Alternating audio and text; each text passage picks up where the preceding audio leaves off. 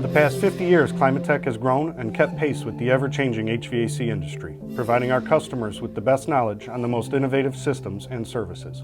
Serving Lorain and western Cuyahoga counties, Climate Tech is a full-service heating, air conditioning, and ventilation company. A third-generation, family-owned and operated company providing the most up-to-date level of service and installation with the best quality products. Today, your comfort demands customized solutions, utilizing best industry practice combined with high-quality, reliable products that protect you and your home. The HVAC industry will never stand still. It's a commitment to the environment that we learn, train, and produce next-level efficient products and services. Partnering with Green Sky Financing and our dedicated customer care software allows us to give you the comfort that you need in your home. Smart products, smart technicians, and dedication to details drive us to deliver highly effective products into your home today and into the future.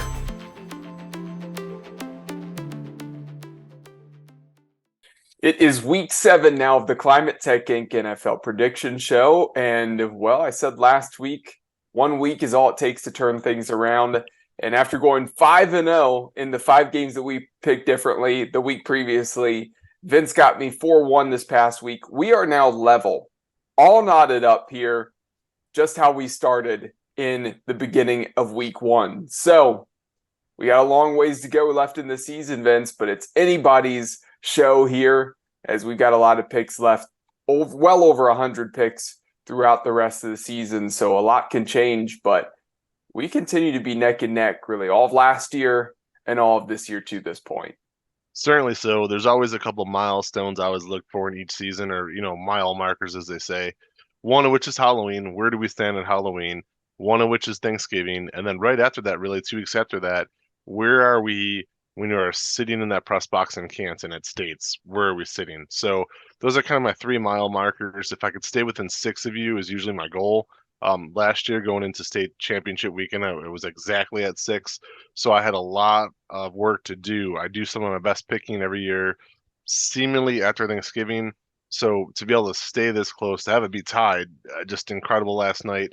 Dallas did everything possible to try to give that game away to the Chargers. I was flipping out watching it, not real happy about it, but they were able to pull it off. So I know, it's not fun for you to lose, but I have some good news for you, Cole. We have a piece of fan mail this week, and it came with gifts. So I'm going to read this very shortly here. I'm dealing with some throat issues. I will do my best not to sound like Kermit the Frog. But it came in from a Sarah Berries of Holly Springs, North Carolina. Okay. And she says, "Dear Vince, I hope you enjoy all of these memorabilia." She sent me a box of all kinds of great stuff. She says, "We always like to give them to someone who truly appreciates and loves sports. And that is you." So I was like, wow, that's very touching. But then I went on to read the next paragraph. And she says, "There is something for Cole in the box as well." Okay. In the gold box. She says, "When he said he puts his Christmas tree up in November with no ornaments, I thought he would like to have," and then I'm not going to read the rest of it because it kind of gives it away. So here we go. She sent us a package with a bunch of stuff in it. And like I said, it says, "Cole, just for you, enjoy," from Sarah. So with your permission, with your permission, I would like to open it up because I still do not know what this is. Go for it. All right. Let's see what we got here. Oh, hey.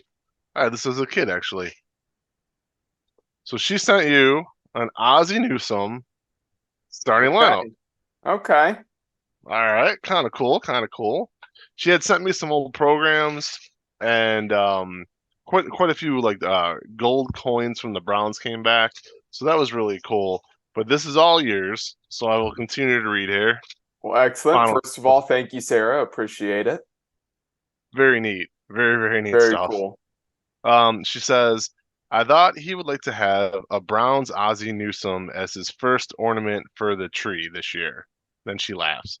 She says, "I'm not sure how he would get it to hang on the tree, but he can always have it out there on his desk." I'm gonna put it on the desk. Yeah, I think I don't know if the wife will want to mess up our red and white Christmas theme that we have going with our ornaments. So we won't get the clash there, but it'll definitely go on my desk. So I appreciate it. Very cool. And Sarah, thank you. I love the stuff you sent me as well. That's great.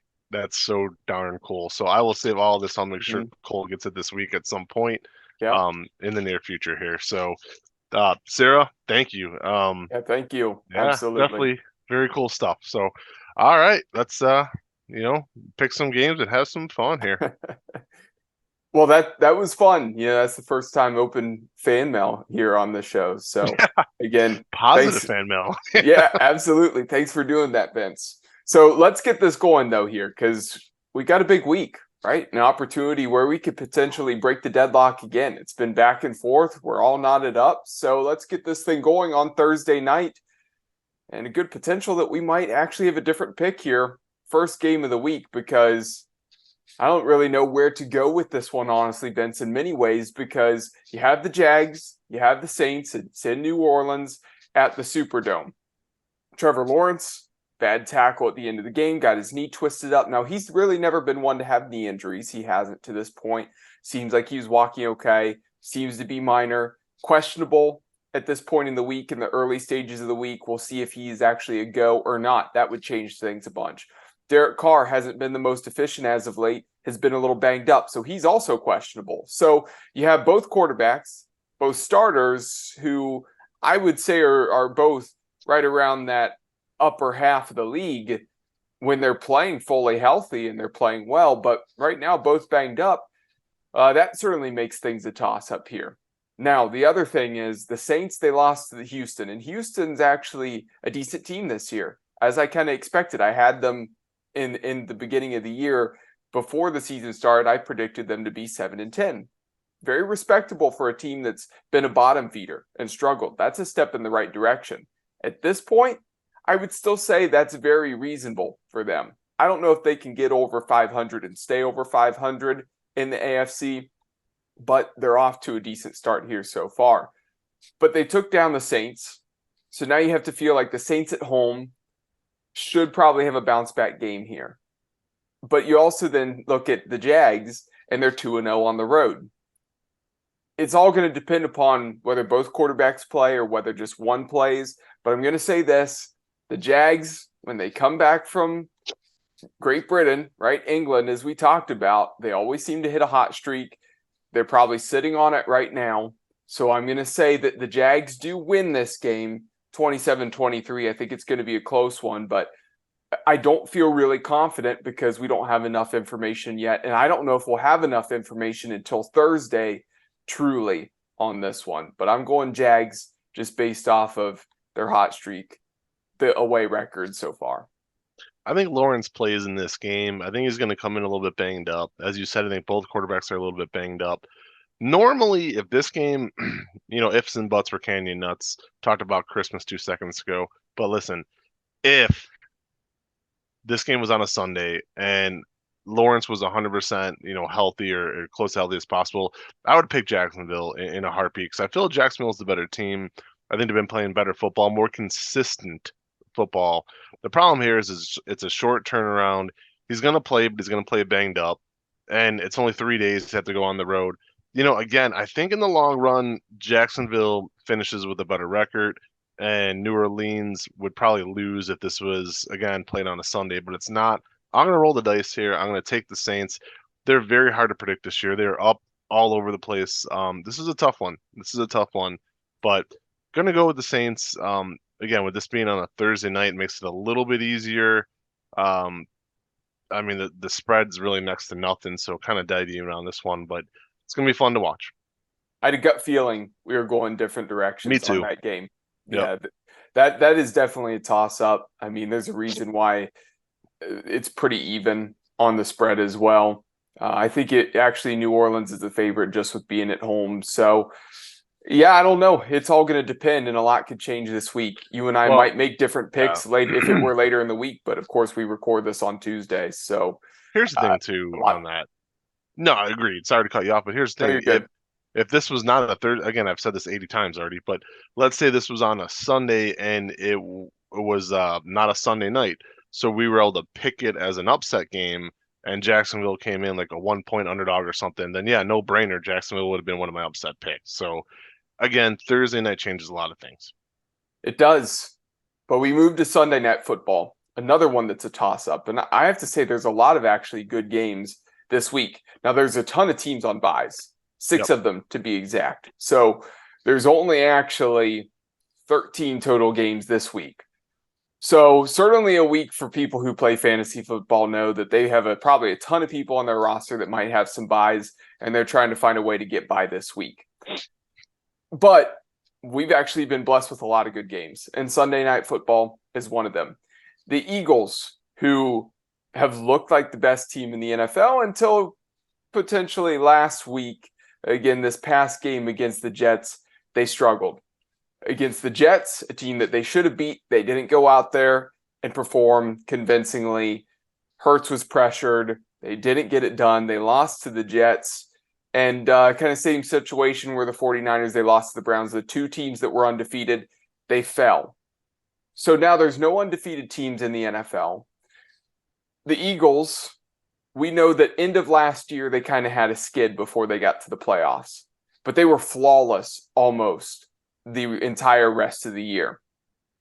Will they start to skid here this time, or will they bounce back? I feel like it's early enough in the year that the Eagles will probably bounce back.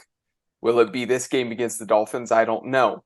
Before I toss it to you for your pick, obviously the Dolphins have been high-flying, electric, fast-paced offense. Defensively, can they slow down the Eagles, though? The Dolphins have given up plenty of points. But when you're giving up 20, 30 points and you're scoring 50, 60, 70, people aren't going to beat you, right? That's not typical NFL football, but that's how the Dolphins are playing right now. Can they get the job done going on the road to Philly, though, Vince? Wow, is this a good game? I feel like we say this every single week on Sunday nights. Sunday nights seems to be our favorite game of the week, and yet again it is. For the most part. Yep. Now this is something too, we talked a lot about letdowns, and I kind of felt like both Philadelphia and San Francisco both had letdowns and lost last week. So the final 2 undefeated teams are no more. I think in this situation, if Philadelphia was coming in unbeaten, I actually would take the Dolphins. I would think the Dolphins would be the first one to beat them. They would stun them. The Eagles would have that letdown. I kind of feel like they had their letdown last week against the Jets. Time will tell. They are playing a lot of that AFC East to open up the season. They've already played the Patriots. They've now played the Jets. The Eagles will be playing Miami this week and eventually the Bills. So really they're just going toe-to-toe with that division. I'm taking the Eagles for one reason only, and I think in the 4 years we've done this show, I don't know if I've ever used this as my main reason, but it's this. Believe it or not, it's this. Looked at the weather report, and I'm going to pull it up here on my screen again, just make sure I'm looking at it correctly, and I am.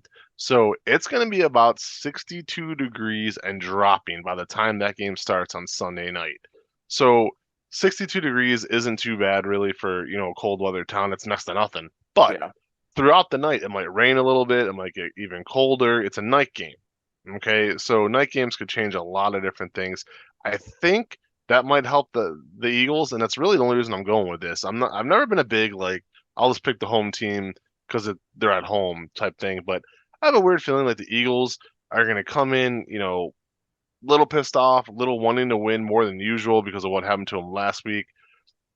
But this is not a safe pick, guys. I mean, if you're at home and thinking let's take whoever Vince tells me, don't, because this time around, and this is it's a coin flip, but Jalen Hurts has a lot to prove. 3 interceptions out of Jalen Hurts in that last 5 drives of that Jets game. I mean, that's unheard of.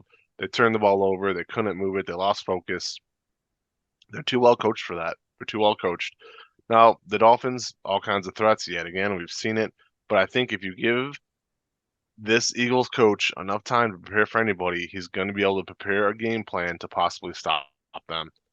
Couldn't do it to the Chiefs in the Super Bowl, but I think they should be able to pull this off. It's a gutsy call. Going to go with the Eagles. Tough game. Can't wait to watch it.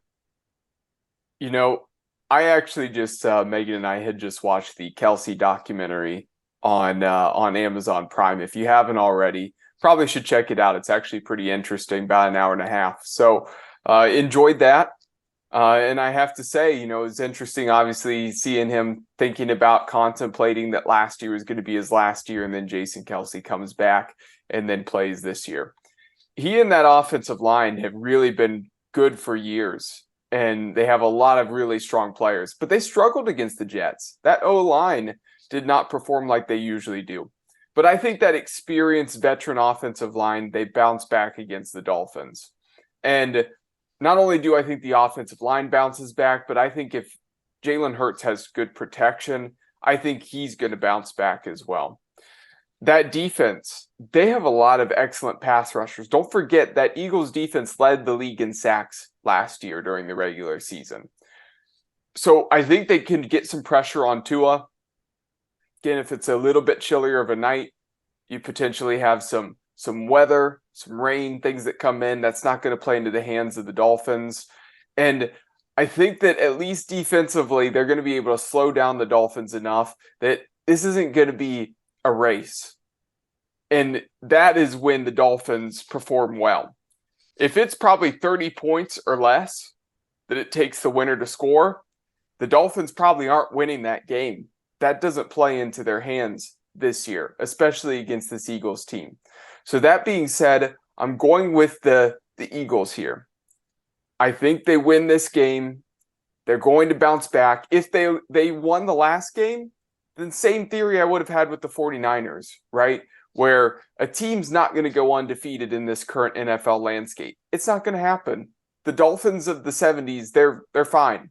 They don't really have to sweat it because it's not going to happen, and anybody who gets close, I don't think it can be done, honestly.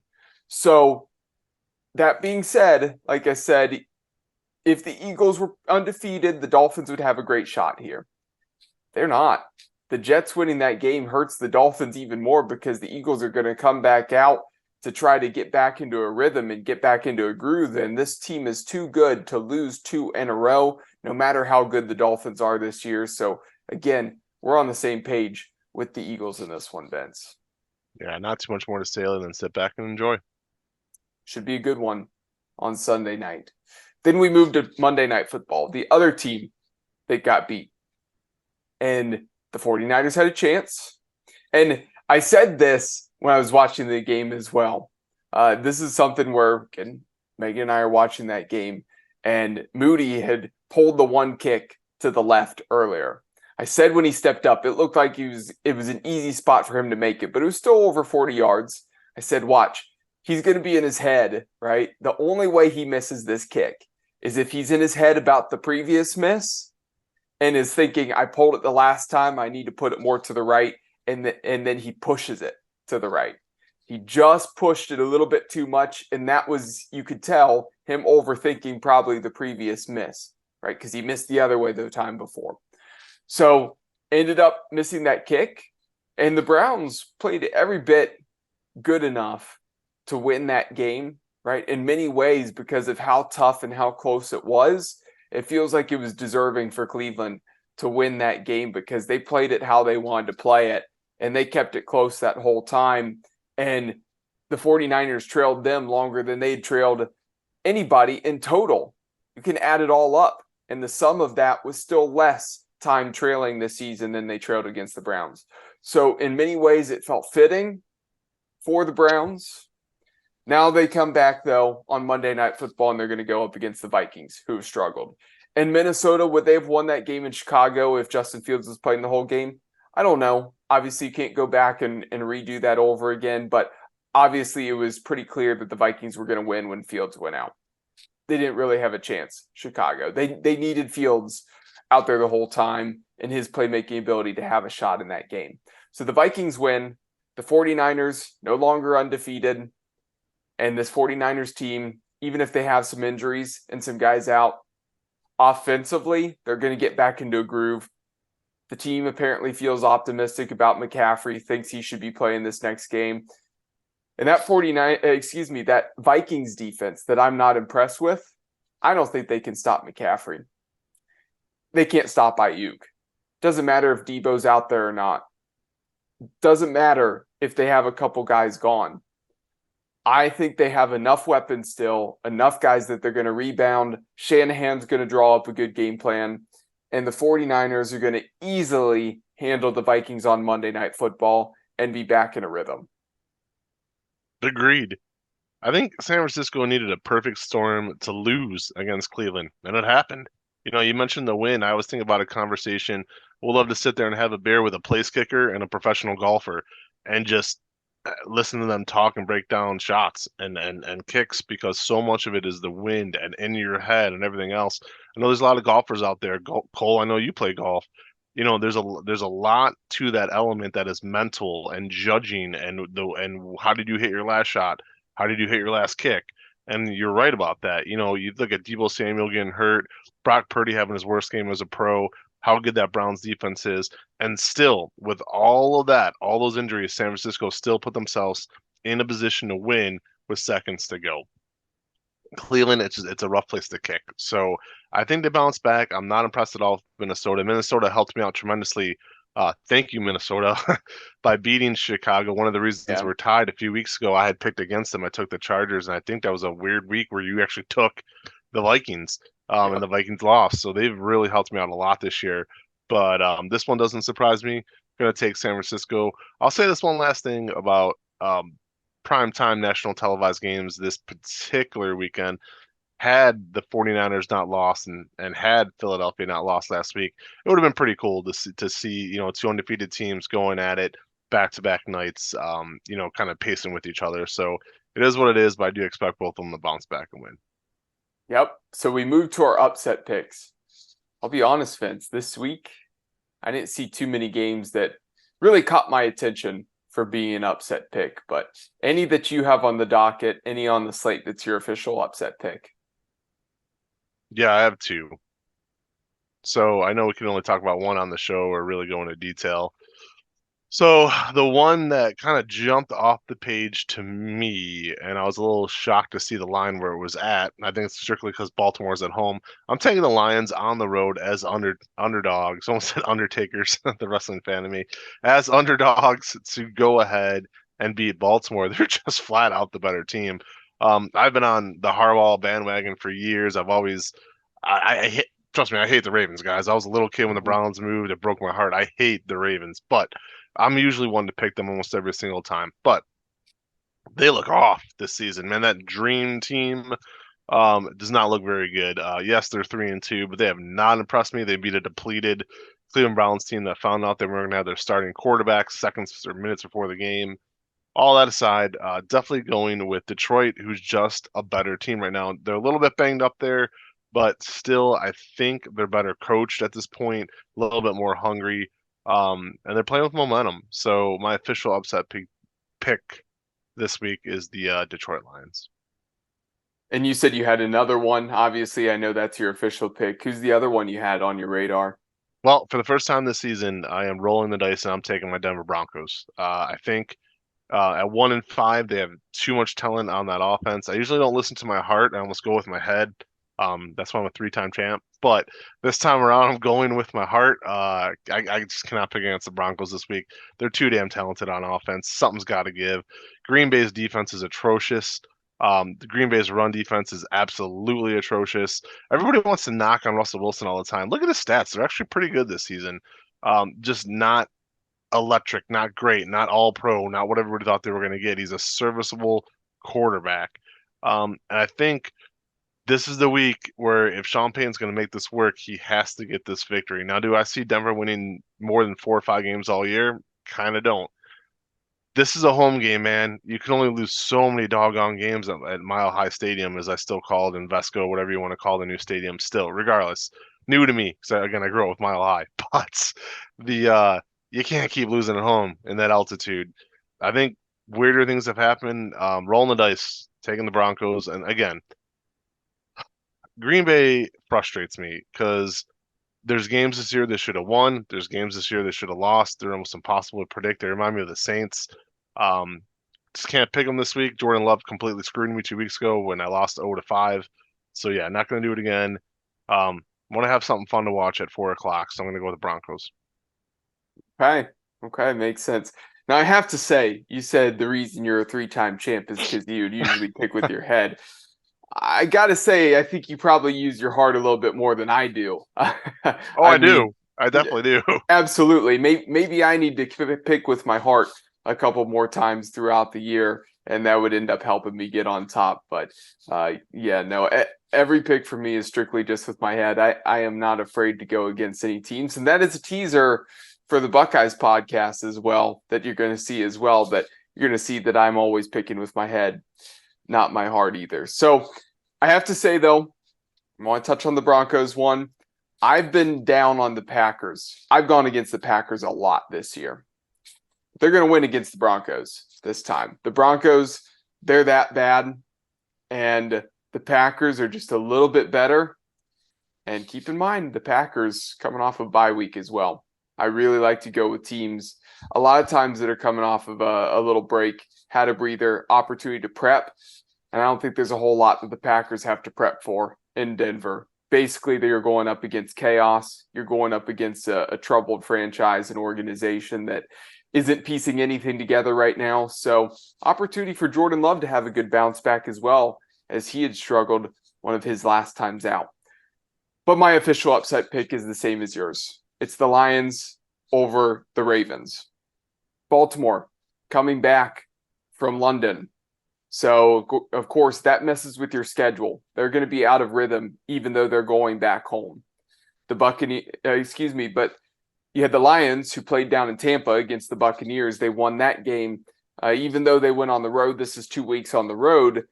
Again, they didn't have to change time zones, didn't mess with sleep schedules, didn't really mess with anything. It was just a normal run-of-the-mill weekend for the Lions in America playing football. Also, the Ravens, they're a good team. They're not a great team.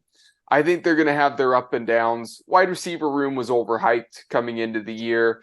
Offensive line's okay. Their running back room's depleted. Now, Gus Edwards, Justice Hill, they're okay, right? But your best running back is Lamar Jackson. He's the best one with the ball in his hands running the ball. He's actually been an efficient passer and been pretty good this year.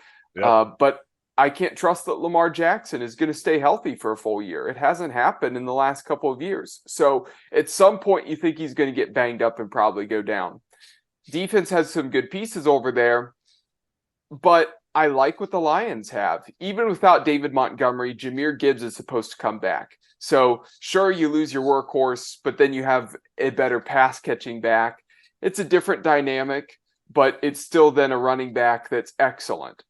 You have Amon-Ra St. Brown, who's phenomenal, and I'm very high on him. I have been last year. I am this year. He's a guy that I made a trade to get him in my Dynasty League because I want him for many, many years to come. Sam Laporta, the rookie tight end's been good. Yep. Jameson Williams is back, and he's a downfield threat. He's not good on those underneath routes in between, but he's a burner that gets down the field, and if you want somebody to stretch the field, he'll do it for you, which opens up space for Amon-Ra and Laporta. Also, Josh Reynolds needs to get some respect. He's a guy that gets slept on at times. So I like what they have offensively. They still have a decent defense. And again, I just think everything seems to play in the favor of the Lions despite going on the road. So even what I think will be a close ball game, I had to go with Detroit because I didn't really like many of these games for upsets this week. As much as I think there's a lot of good competitive games, I think the favorites are going to win the majority of this week, Vince. I think Detroit has a lot to play for, as we said, and I'm not impressed at all by what I've seen out of Baltimore. So to me, it seems like this should be wide open now for the Lions to just make a run. You know, I looked at their schedule in general, and there's a shot of them only losing like 3 more games this entire season and possibly even going what would be 13-4, which is just unheard of to ever think Detroit could do that type of thing. So one game at a time for them, but I just see them as the better team, and if they could relatively stay healthy, this could be a real fun season for fans. I think obviously there would be some people, some fan bases that wouldn't like this specifically within the division. But the vast majority of the country, I don't think would complain if this was a Super Bowl matchup. If the Browns and the Lions met in a Super Bowl and they had been bad for so long, and those are also just blue-collar, hard-nosed cities, who are relatively close in proximity to each other, I don't think most of the country would complain about that. I think they'd be like, okay, cool. These are two teams that haven't been to the Super Bowl. They get to face each other. Like, somebody's actually going to win a Super Bowl. This is actually a cool moment. Could be a cool game. Could it happen this year? Well, the Browns are going to have to get more healthy for that to happen. But the Lions, despite the Eagles and the 49ers making it a tough test over there in the NFC, they easily, in my opinion, are the third best team in the NFC right now. And a lot would have to change for the Lions to not be that team. So if things fall into place, they've got every bit of a shot to make it there. Of course, on the other side, we'll talk about the Browns. That win against the Niners really helps their course, their direction, and hopefully they can take a step in the right direction. And they have an opportunity to go 4-2 to start this year. Going to Indianapolis, to the Dome, Lucas Oil Stadium, where, of course, the NFL Combine is held. So all these guys on the roster have stepped foot in Lucas Oil at least one point before because of when they went to the Combine, right? Whether they played there or not, they've been there in that stadium before for a big moment to start off their NFL career. So the Cleveland Browns going in there to Indianapolis, an Indianapolis team that they have an excellent backup in Gardner Minshew, a guy who falls right in that bottom tier of the starter, upper tier of the backups in the league, that range of like 26 to 35 of best quarterbacks in the league, maybe 37, 38, but somewhere right in that range. Well, he's the guy they're going to have to rely on, Anthony Richardson, who has shown his running ability, had his ups and downs. He's had good moments when he's in, but then he was out for a concussion. Then he was in again. Now he's out again, and it appears like he might be done for the whole season, according to what Irsay said. So Gardner Minshew is going to be the guy. And even though he's going to be the guy, and I think he's a good quarterback, and it might be neck and neck between those two, it's a different dimension. Minshew is more of a pocket passer. It takes away the running threat of Richardson that you had to worry about. Now, you know that if anybody's going to run the ball, it's either going to be Jonathan Taylor, who's back, and Zach Moss, the running backs. Minshew's not going to do much read option, taking the ball, taking carries. So it actually takes away a dimension that the Colts could have had that could have made things difficult for the Browns defense. A Browns defense that has been excellent. Now, you have a pocket passer who might be sitting like a duck there in the pocket there for Zadarius Smith, Myles Garrett, Obo Okoronkwo, all those guys. Even Dalvin Tomlinson was in the backfield a bunch this past week. So all those guys are going to be looking to get in the backfield, including Maurice Hurst. He's a guy who actually really is the defensive tackle on those third down plays, and he's actually performed very well. So I think you have a plethora of players that can get after the quarterback, make Minshew's life difficult this coming weekend. And for that reason alone, no matter what happens on offense, with injuries, anything, health of the Cleveland Browns, the Browns are going to beat the Colts because they're simply better than the Colts. The Colts have probably overperformed so far to start this year, but their skid is about to begin. Sounds funny because Jonathan Taylor is coming back, but this Colts team is not as good as the Jags. They're not as good as the Texans. I would say they're probably better than the Titans right now. I think the Titans are the worst in that division, but they're not that much better. So I think the skid's about to start, and this is going to be one of the moments that gives them that downward spiral going up against the Cleveland Browns. So I do think the Browns win this game regardless of what happens. That being said, the unofficial depth chart, Deshaun Watson's name no longer in brackets saying he's injured. So perhaps that means that he's going to be back and throwing and healthy again, which fingers crossed, we can hope for that. But I think against the Colts, even if PJ Walker has to play for another week, I think they still beat this team. Sure wrote that down, man. You gave me a lot of stuff to talk about there. If I could just wrap up the one point real quick on the last pick with Laporta, I just want to give you guys a shout out. I can't remember. It's been a long time, but it was either you, Dom, or Brandon. But I want to say it was either you or Dom who was high on Laporta coming out of the draft. He was my number 2 tight end. I Yep, had him I over thought Dalton so. Kincaid. Yeah, I thought so. So I remember the draft show and you guys being you being high on him, and I also remember watching your video, quite frankly. So really cool there. Doesn't shock me. And the other thing you said, how funny would it be a Lions Browns Super Bowl, about as funny as a Cubs Cleveland Indians World Series, which actually happened in 2016. So Yep. hopefully a little better result for Cleveland fans if that happens. Okay. So wanted to mention those two things before I forgot.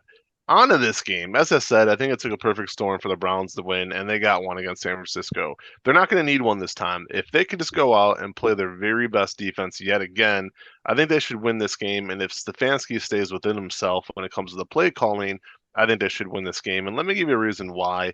The Colts just do not seem to know this season how to stop the run. Now, they've had some big wins. They've beaten Baltimore on the road in overtime. They've had a few overtime games, the Colts, this year. So they're mentally strong. I really think they are. I think they're coached well. I think it's the best Colts team we've seen since Andrew Luck left. As high as I was on Phillip Rivers and Carson Wentz, they brought in a lot of guys that I actually like to play quarterback. It just didn't seem to work out. Now, this year, though, they're still struggling to find an identity. I think they were kind of sort of getting one there. First it was going to be Richardson and Zach Moss, two young guys. Then it was like, oh, okay, well, Richardson can't seem to stay healthy, but here's Jonathan Taylor. And it just, there's a lot of moving parts there. And I think they're not exactly settled in with what they want to do just yet. Cole made a great point. If Anthony Richardson is your quarterback and you have Zach Moss lining up behind him and Jonathan Taylor lining up behind him, if you do that like you should, man, oh man, is that wicked. You have three guys who could run the ball. The RPO becomes deadly. They just could do a lot of things right. But he's not in the game, and Richardson just could not seem to stay healthy. Not to repeat myself, because I talked about this last week, he's a lot better than I thought coming out of the draft. Is he the best quarterback to come out of the draft? Nope. Nope. I think we're easily seeing that with CJ Stroud. So, Yeah. no, you just didn't hit rewind last week. You know what I mean? I'm not sitting there in a Royal Rumble shirt and a beard this time, but yeah, I mean that's not going to change. Houston and Jacksonville. Who would have thunk it? Who would have thunk it 3 years ago if I would have said Houston and Jacksonville are going to be the best teams in their division, and Tennessee is going to be awful, and the Colts are going to be trying to find an identity? You would have called us crazy. When we started doing this show, you would have called us crazy if that's what we said. So that is how much this division has evolved. I think the Browns win, but I don't think it's going to be a blowout. Nope. I mean, even if Watson plays, sorry, Browns are still trying to find their doggone identity. The one thing I'll throw out there when it comes to Cleveland, and something they need to do, and I'll make it quick because I feel myself starting to lose my voice here. I think David Bell, here we go again with the David Bell talk, but it's so doggone obvious right now. It's not even funny. Yeah. When you need a big catch, Donovan Peoples-Jones is nowhere to be found. I have to give Elijah Moore some credit. He was wide open twice on that final drive, did a hell of a job to get open. Walker missed him. Walker had a horrible game. He had the lowest passer rating out of any quarterback who played this past weekend. That's how bad he was. But he didn't blow the game either. So I, pat him on the back. Elijah Moore was open twice on that last drive. But who did they throw the ball to? I think it was the previous drive on a fourth down when they badly needed to keep it going. It was David Bell. Correct. You talk about, hey, he only had one catch for 6 yards. Well, two things. One, that one catch for 6 yards was the play of the game. And two, on top of that, not only did he keep that drive going, but that's one more catch and 6 more yards than Donovan Peoples-Jones has had in probably the last 3 weeks. He's been the disappearing act. The longer you sit David Bell on the bench or on the sidelines and not get him the reps that he needs, and you continue to go with DBJ, I think you're making a major mistake there. So hopefully they slide that in. The one good thing, too, I want to say is that they stuck with Jerome Ford this week. Yes, Kareem Hunt got the start, but they mixed those guys in beautifully, and that's what they needed to do. Eventually, they were going to wear down that defense, and it happened on those last 2 drives that they needed. Want to give them a shout out. I mean, just a great job, great mentality, great job by the fans here for Cleveland. They're going to need a lot of that again to beat the Colts. Not that the Colts are a very good team, but until Watson comes back, 100% healthy, fully hits his stride, they're going to need some clunky wins. It's just the way the NFL goes sometimes. But if they could get it, go to 4-2. They're going to have a hard time the following week, as I believe they travel to Seattle. But then after that, the schedule really kind of opens up for them. So it's going to be fun to watch how this all plays out. But Watson needs to be back as soon as humanly possible at this point. He's had 3 weeks to rest. Again, that rotator cuff, I always talk about it. You need that to be fully healthy, and I understand that. But Walker was horrible. So hopefully, if it's PJ again this week, he's a little bit better, maybe a little more settled down. We'll see. And again, Yeah, I I'll say this disagree. too. He wasn't awful. Oh, he was bad. He was bad.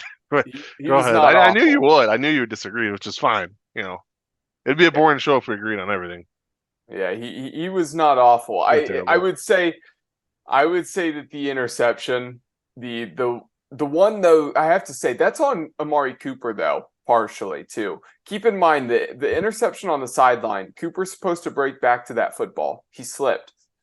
I mean, maybe it could have been put closer to the back shoulder, but who knows where Cooper's back shoulder was actually going to be there because he slipped and went to ground. Defensive back is an easy interception. That's partially on Amari there on that route. And Cooper played a really good game. Aside from, I think, that one situation there. I think that was one little flaw, and sometimes you can't do anything about that. But the other thing, there's a couple times he kind of double hitched, right? Where he's maybe a little bit late getting over to his read. Regardless, Walker made some big throws. He put up there for Cooper to go and high point that football, gave him a chance. Cooper makes the catch. Incredible play, but you have to have somebody at least put in that spot. He did a good job on standing in there with that pressure at times too, because there were times where there's some pressure in his face. He was able to still get that ball away. That throw to Bell on the 4th down, you need it. He made the pass, right? It wasn't perfect. It wasn't flawless. I would expect it wouldn't be with PJ Walker, but it was good enough, right? Could have been better, but considering he was just on the practice squad, he's bounced around. He's been a journeyman since Carolina, right? People forget they didn't even say in the broadcast that he was with the Chicago Bears, but he was with the Chicago Bears, right? They just cut off after the Panthers. Yeah, but then he went to Chicago, was going to be the backup. Then he got beat out by the rookie. They chose to not go with Walker. Walker ends up on the practice squad for the Cleveland Browns. And then after DTR was awful, they then elevate PJ Walker, play him. So a lot of things spiraling and quickly happening for him. And he showed the leadership I think that the team needed. I think it was the leadership and the command of an offense more so than the actual skill, actual ability. Sure, wish he could take back the interceptions, but in general, he did enough to help command the offense, keep them organized, and do enough. And so I'm not saying he's perfect, not saying it was flawless, but it was good enough. And that's what you needed there. I don't think you win that game if DTR starts because I don't think he commands that offense like PJ Walker did with his experience. Now, a couple other things I want to touch on and go back to. You're right, DPJ's been quiet. I would have thought DPJ would have had a decent year because he's coming up on a contract year. Some of that's on him. Some of it's ball hasn't been thrown his way because of the change at quarterback. You know, there's been 3 guys that have played in 5 games. But regardless, he's been quiet. So that being said, get rid of him before the trade deadline. I'm with you. You said, in an article quite a while back about getting rid of DPJ. I thought it was going to be the end of this year he would be gone. I say do it mid-season here at this point. And I would say that my best recommendation for the Cleveland Browns is there's one spot I don't feel great about. Wide receiver, I think they have enough guys, even if they get rid of DPJ. The spot I don't feel secure about is left tackle. When Watson's back, I don't trust Jed Wills. Jed Wills, credit to him, actually had a couple good plays where he actually seemed to try hard. Had that one where he was blocking down the field for Ford on a really nice run. And it's like, okay, that's finally something good for Wills. But when you think about that compared to all the negative plays he's had in the past couple years, it's like, yeah, Wills still needs to go. He's a liability. He's nothing more than a screen door that opens at the left tackle spot, okay? Sure, there might be slight resistance, but that door still swings wide open and guy gets through, right? So here's the thing. The Broncos are struggling this year. Bowles, their left tackle, could be sitting up there on the market. We also know that there's a good chance the Broncos get rid of Jerry Jeudy and send him elsewhere. So they could be down a wide receiver, and they might be open to getting rid of a left tackle. If I'm the Browns, I'm trying to package Jed Wills and DPJ to go to Denver to pick up Bowles. I think Bowles really is an improvement at left tackle, would give you a good tackle at the blind side of Watson and help him out. That's my personal opinion there. And with that move, not only do you improve at left tackle, but Amari's still your guy on the outside. Moore maybe gets some more involvement. Also, then Tillman, when he's back healthy, he gets some more reps on the outside because we've seen just as many good things from Tillman as we've seen from DPJ at this point. So why not play the big rookie? And then you have Bell, who can get some reps. And everybody is like, oh, Bell's not fast. Bell's not good enough. Every time you need somebody to make a big play, Bell does it. Has his volume been great? No, he hasn't been utilized that much. But when he goes out there, he does something nice, right? When they need a short conversion on 3rd down or 4th down, you need a guy like that who sometimes just can get to the sticks and catches a pass in tight windows. He did it there on the 4th down. They converted. If they don't convert that, he doesn't catch that football and get in that spot, they don't win that game. So you can thank David Bell for that drive. Here's the other thing, the one that a lot of people miss. That's the play everybody thinks of, but David Bell made 2 really big plays over the weekend. Remember, Fred Warner, who's an incredible linebacker, got taken out of the play on the Kareem Hunt touchdown. David Bell was pinched in close to the left side of the line. Mind you, a couple weeks ago, remember he was chipping TJ Watt against the Steelers, which for not the biggest wide receiver, I mean, he was getting his nose in there to help out DeJuan Jones. Now he's on the left side when that play where Harrison Bryant goes under center and then pitches it to Hunt. Actually, David Bell saw Warner, got his shoulder into his chest, and put him on his butt. Fred Warner got hit and went down to ground, and Warner couldn't step into that gap because of the block by David Bell that helped open things up for Hunt to run into the end zone on the touchdown. Not only is he not afraid to get his nose in there to block, he's not afraid to get into tight windows, catch it, knowing he's going to take the hit. Doesn't drop the football. He blocks. He does his job. David Bell is a guy you need on your team who has that mentality, who's willing to do anything to help your team win. You don't always need the explosive, flashy guys. You need somebody like that. Guy is a ball player. Here's the thing, too. The reality is, this is the worst year the AFC North has had in a long time, and let me explain why. You know, if the Browns were ever going to make a gutsy move at the trade deadline, as you were talking about, this to me truly is the year. Something's clearly wrong with Cincinnati. I don't know what it is, but something's clearly wrong with the Bengals, okay?